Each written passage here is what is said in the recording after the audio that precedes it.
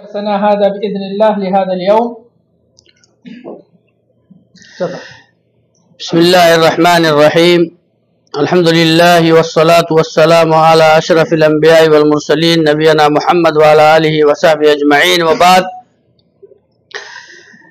پچھلے درس میں کچھ شیخ نے مختصر بیان کیا ہے، لیکن کچھ باتیں میں پیچھے لے جانا چاہتا ہوں. اللہ کے نبی صلی اللہ علیہ وسلم کی سیرت کے اوپر ہم لوگ باتیں کر رہے ہیں. نبی صلی اللہ علیہ وسلم کی زندگی اور نبی صلی اللہ علیہ وسلم کی پیدائش سے لے کر کے وفات تک کی باتیں، اس کو کہتے ہیں سیرت رسول صلی اللہ علیہ وسلم.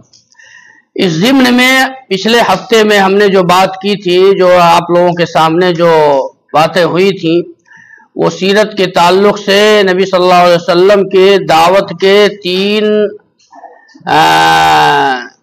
مراحل جو ہیں، یا کہہ لیجئے تین طریقے جو ہیں، اس کے تعلق سے باتیں ہوئی تھیں. ایک سب سے پہلے پال چھپ کر کے اللہ کے نبی صلی اللہ علیہ وسلم نے دعوت دی، جس میں سے کچھ لوگ اسلام لائے، جن میں سے حضرت خدیجہ ہیں، حضرت علی رضی اللہ تعالیٰ عنہ ہیں، حضرت زید بن حارثہ ہیں، حضرت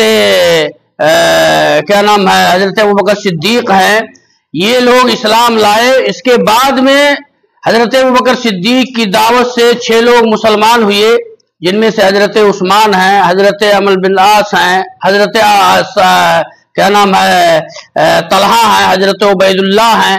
اس طریقے سے ان لوگوں نے 6 لوگ اسلام قبول کیے.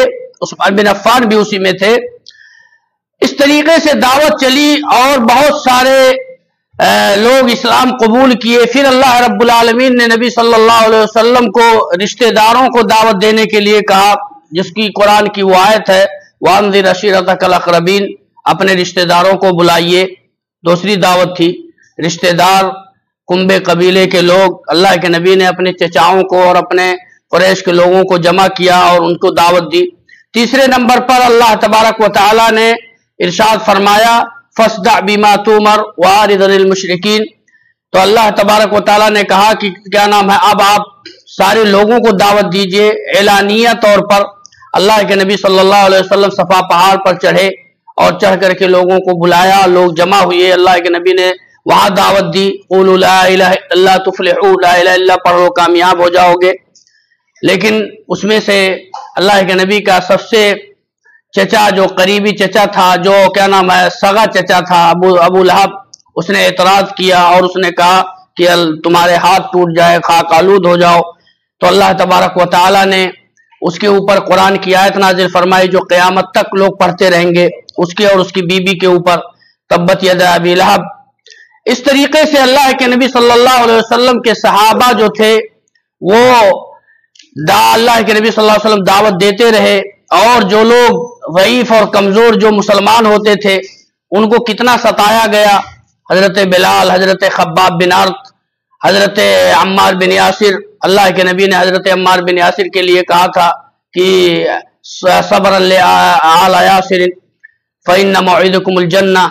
جب ان کے اوپر عذاب بہت زیادہ دیا گیا، ان کو بہت ستایا گیا، ان کے اوپر بہت سارے مظالم ڈھائے گئے، صحابہ اتنا تنگ آ گئے کہ اللہ کے نبی صلی اللہ علیہ وسلم نے صحابہ کو ہجرت کرنے کے لیے، حبشہ کی طرف ہجرت کرنے کے لیے اللہ کے نبی صلی اللہ علیہ وسلم نے اجازت دی کہ کچھ لوگ ہجرت کریں. کس طرف؟ حبشہ کی طرف. وہ پہلا ہجرت تھا مکہ چھوڑ کر کے حبشہ کے لیے. تو یہ ہجرت، حبشہ کی طرف ہجرت کرنے کے کیسے ہجرت ہوا، کیوں حبشہ کی طرف ہجرت کرنے کو اللہ کے نبی نے کہا، یہ تمام باتیں انشاءاللہ ہوں گی.